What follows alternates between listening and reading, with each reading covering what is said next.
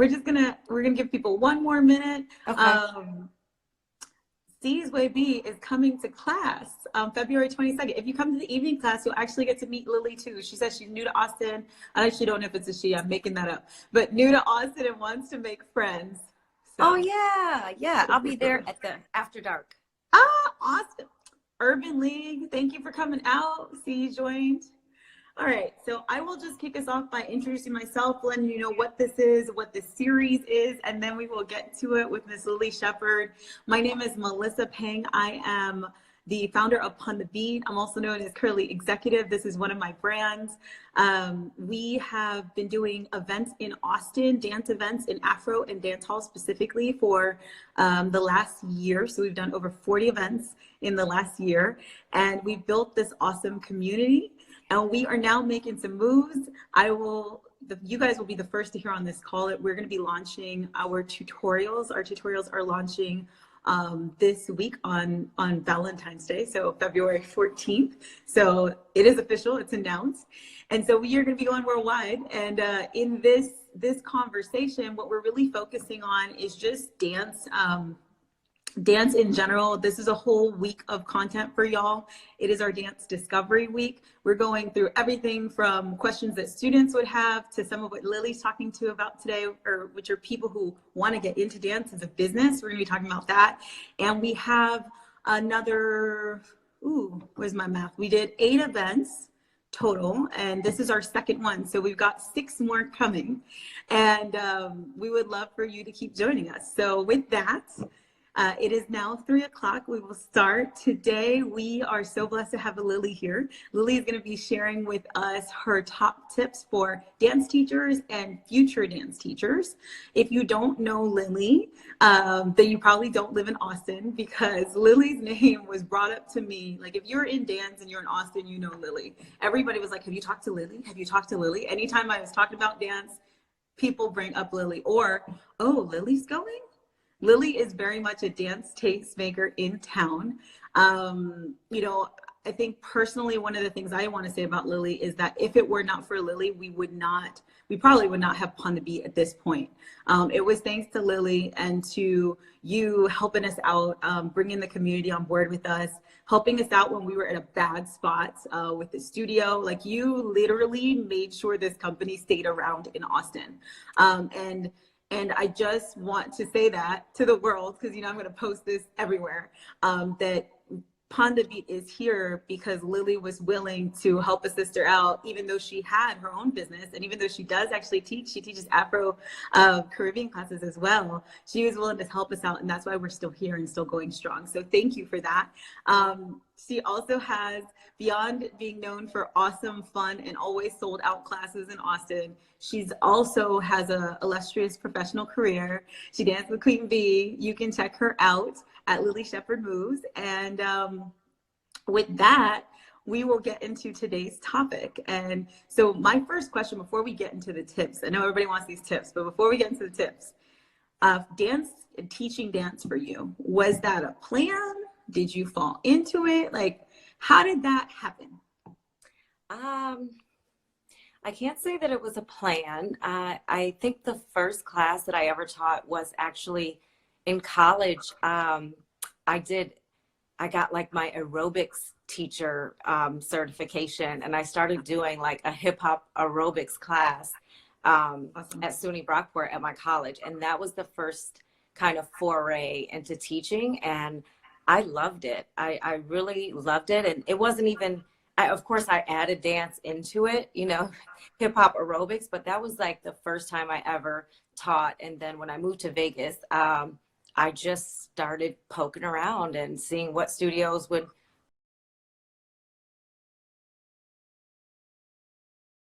have me. And that's kind of how it started. Awesome. And how long have you been teaching now? Ooh, girl, a long time. Like, you're gonna be thinking my age. No, that it's been over 20 years. It's been over 20. Wow. I didn't know it's you. Yeah, now I'm thinking about wow. Yeah, that's a long time. You're getting up there, huh? That's all right though. It's all right. So with that, in your 20 years, what are your top tips? What have you learned? What wisdom can you impart for people who are either currently teaching or who are thinking about kind of starting on this dance journey and starting a dance career?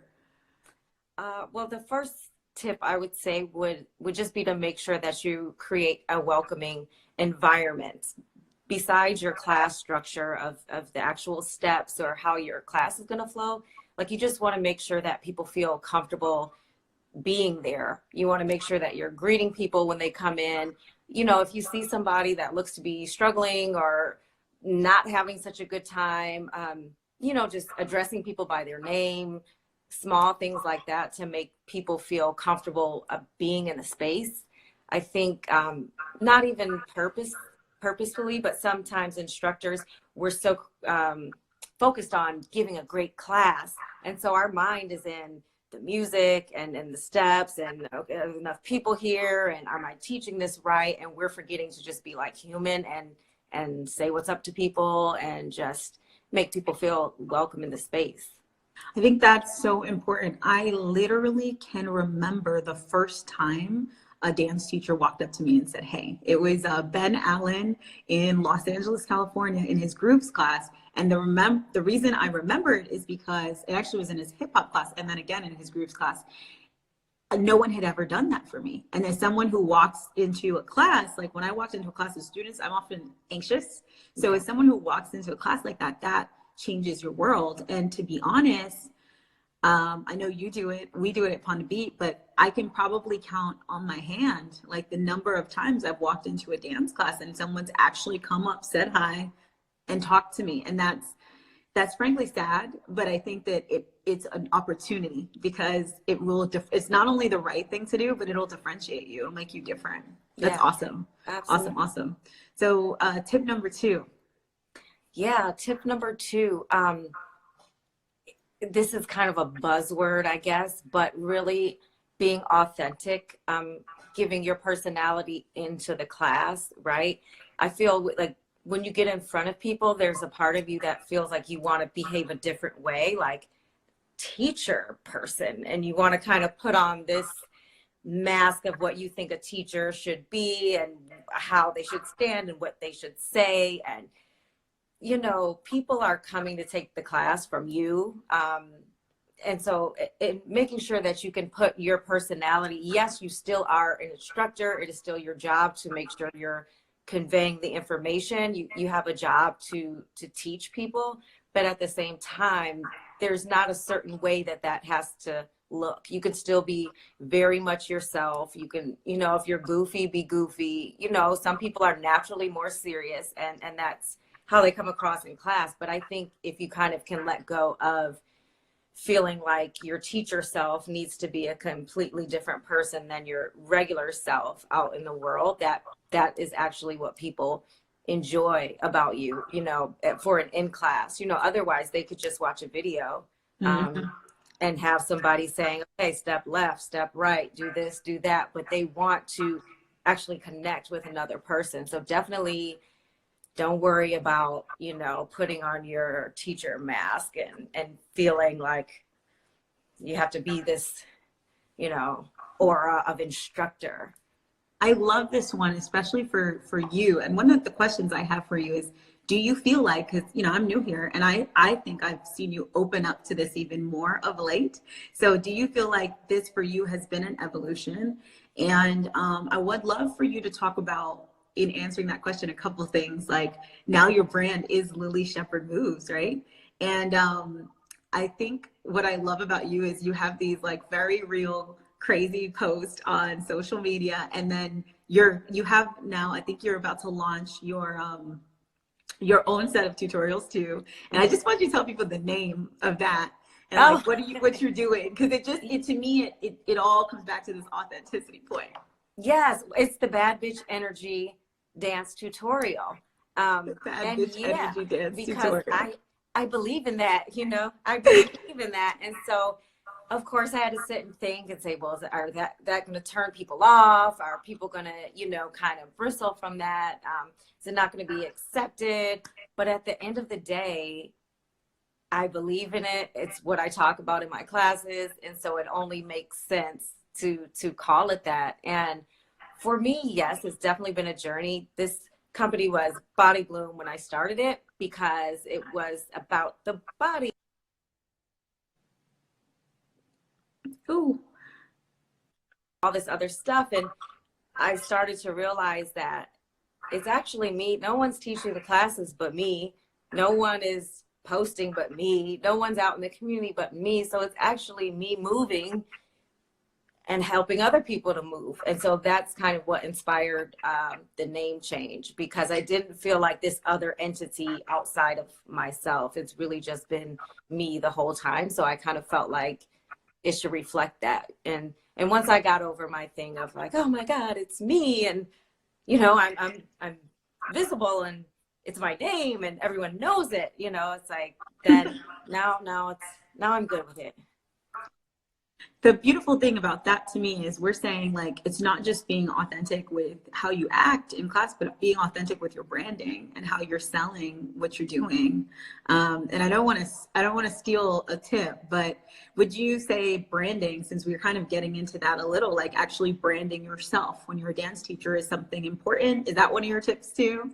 Yeah, it is. It's funny because it's not something that I thought about. I didn't think of myself as a brand at all. I thought like, okay, I like to teach a certain way and that's what I'm doing. And I didn't think about my brand connecting to not just in the classroom setting, but when I'm out socially and people see me and I'm getting people to dance and wanting them to have a good time. Like it's all part of the personal brand. Mm-hmm. And kind of making sure, just checking, because sometimes every now and then I'll go off whack and say something that seems not in line with the brand.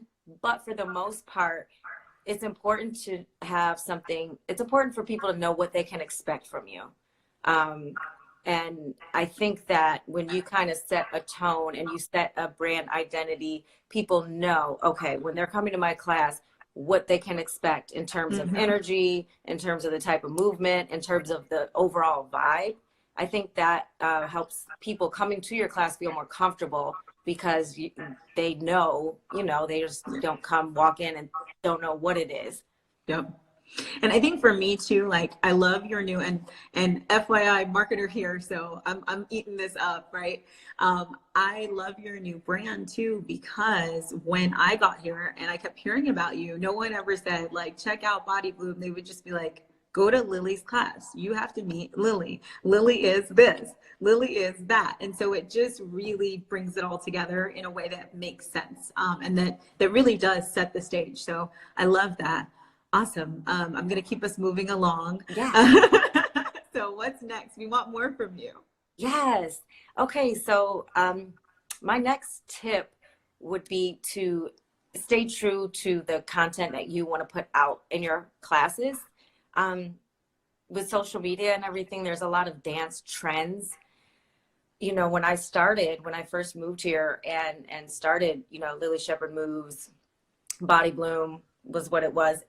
There were really no classes. I started teaching with a class called Twerk and Burn that was dance fitness, but really just moving your body. It's funny because there really was never, it was twerk centric, but it was never like a hardcore twerk class, but I just called it that because, yeah, we're going to move our asses in this class.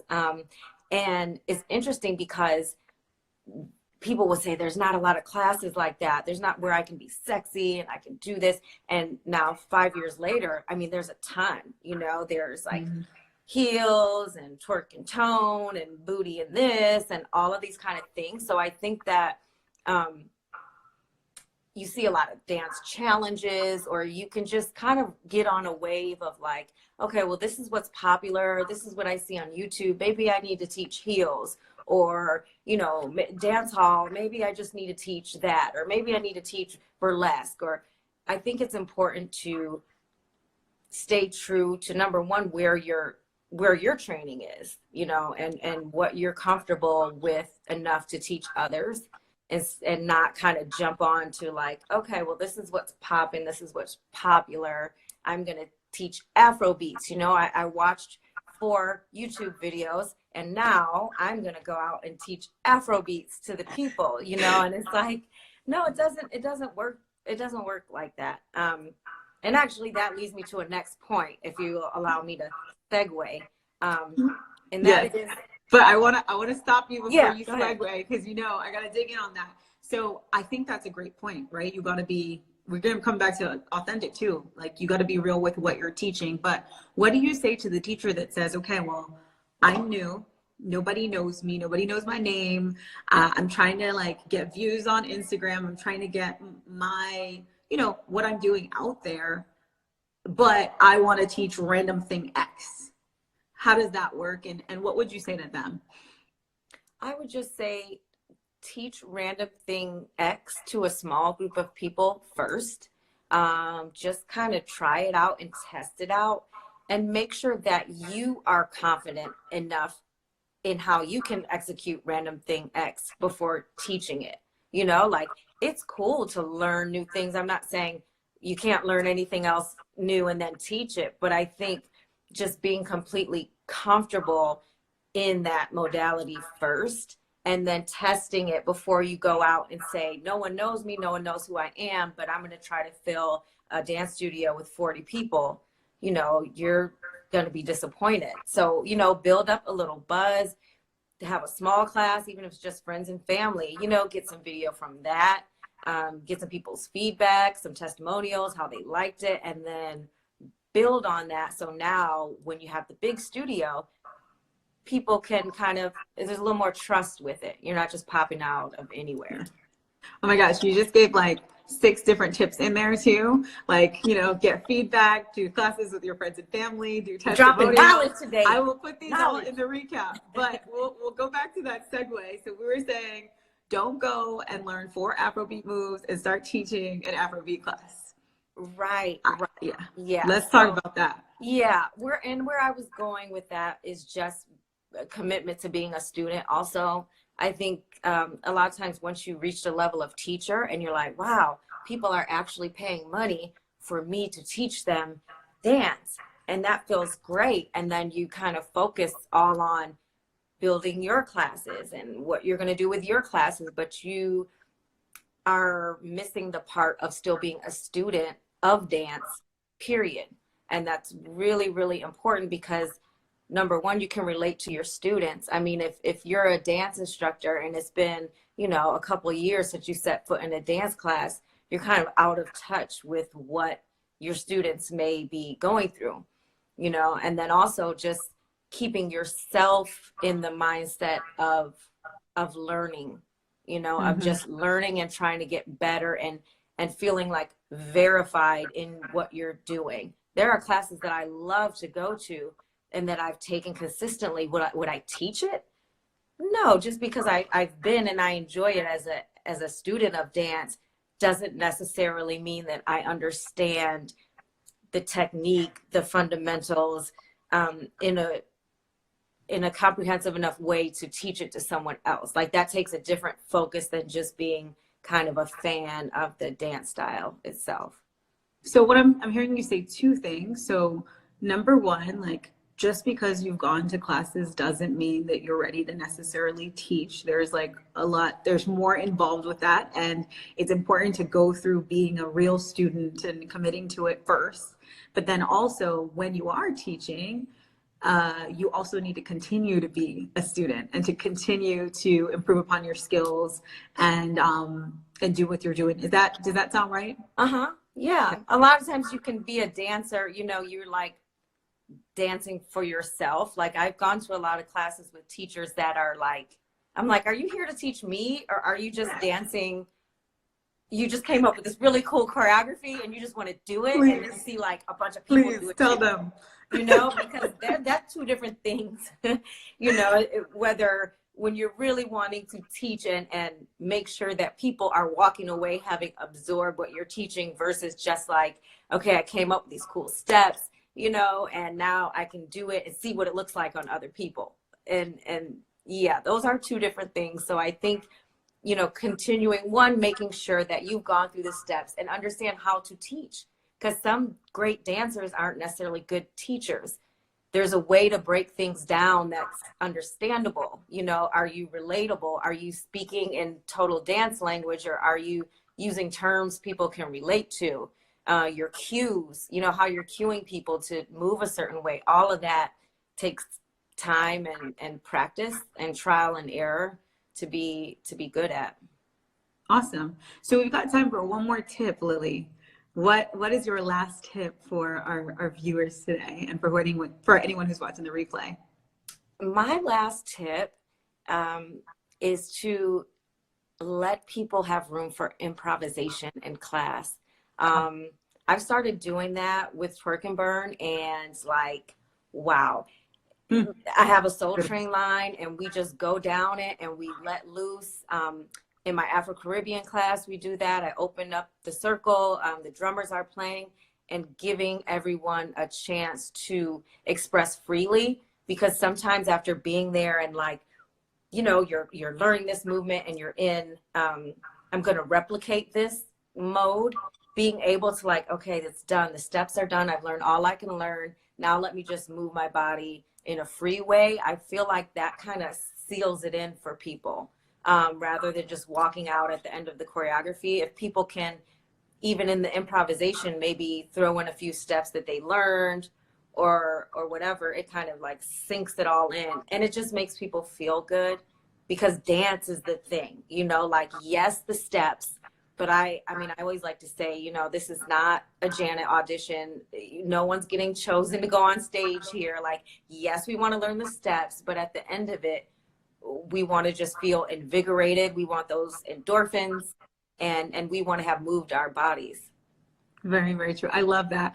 My one question on that, because I'm that person, and ironically, I didn't do this in your class, which is why I know you're very good at it, where someone's like, freestyle time, and I'm like, let me pull back, let me just stand here and watch these other people go at it, because that's not me.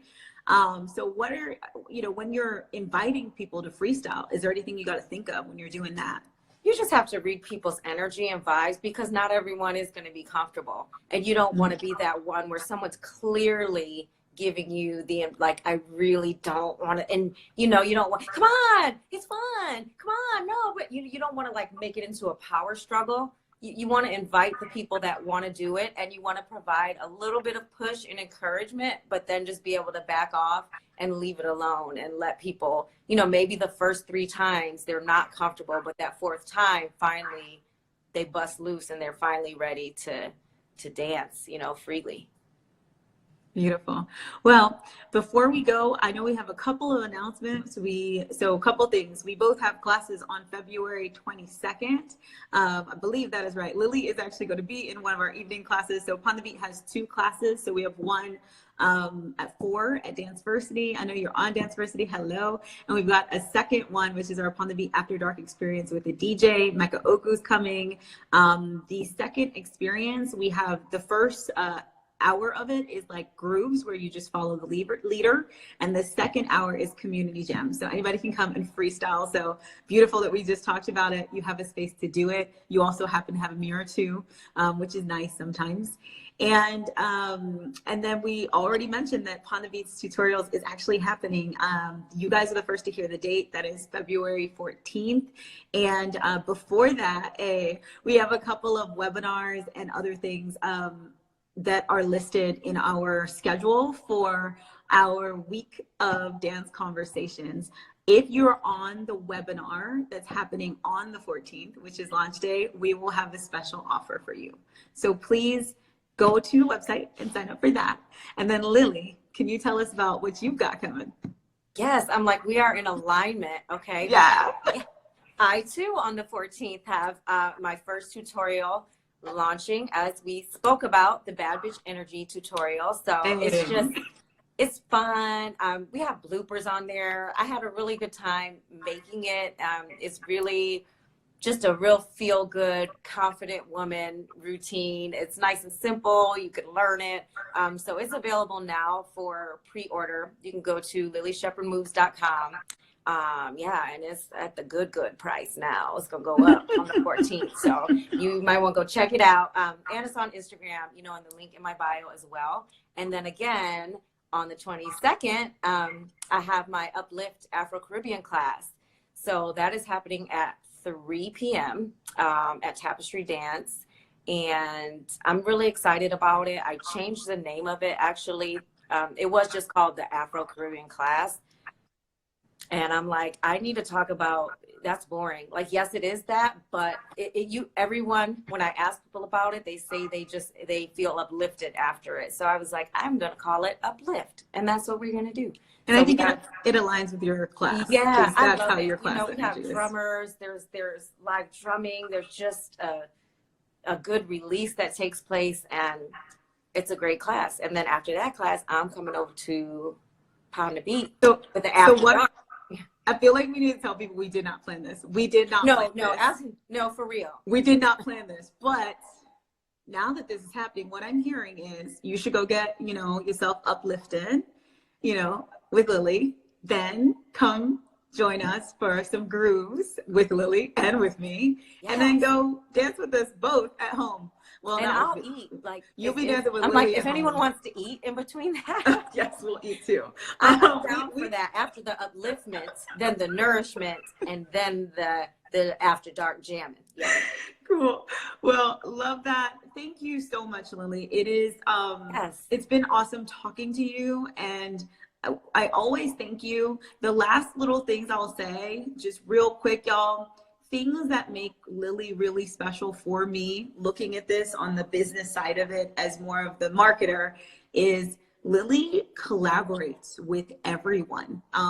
She's collaborating with the DJ right now. She's collaborating with me. So she's collaborating with yoga, like all sorts of different things. And you should definitely swing by her Instagram and check it out. But her collaborations are on point. They're diverse. They're really interesting. They get her name out to so many people.